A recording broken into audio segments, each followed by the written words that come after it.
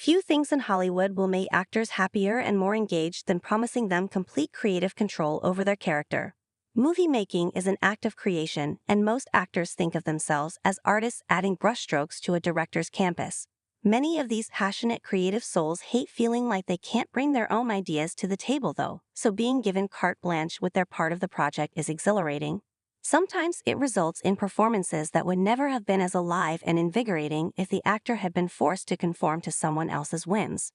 In other cases, though, an actor can go too far out on a limb and wind up pissing off everyone around them, and this is exactly what Nicolas Cage did in one of his lesser-known early career efforts.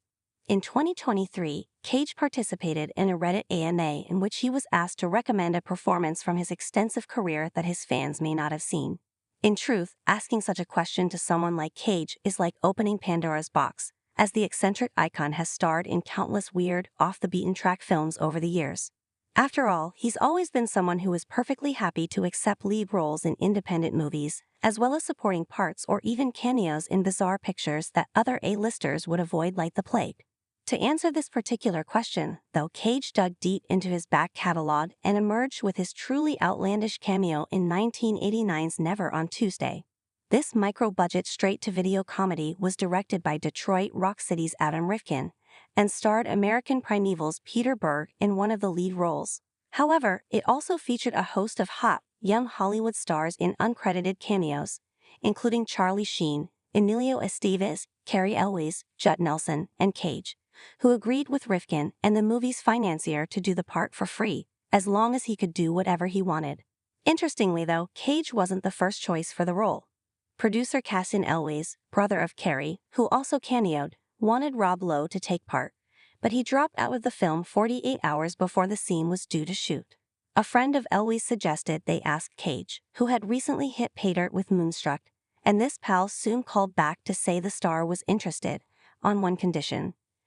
Elwes claimed the friend said, "Yeah, he'll do it, but he wants to wear this nose in the movie," to which a desperate Elwes replied, "Tell him to come, bring the nose, no problem." To everyone's bemusement, Cage did exactly what he said he'd do. He showed up to set with a long prosthetic nose, a high-pitched voice, and a sports car that he drove much too fast in. Why, you may ask?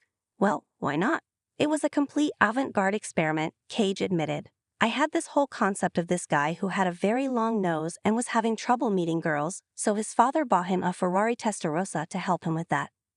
What did Cage's co-stars think of his unique interpretation of a character due to appear on screen for less than a minute, though?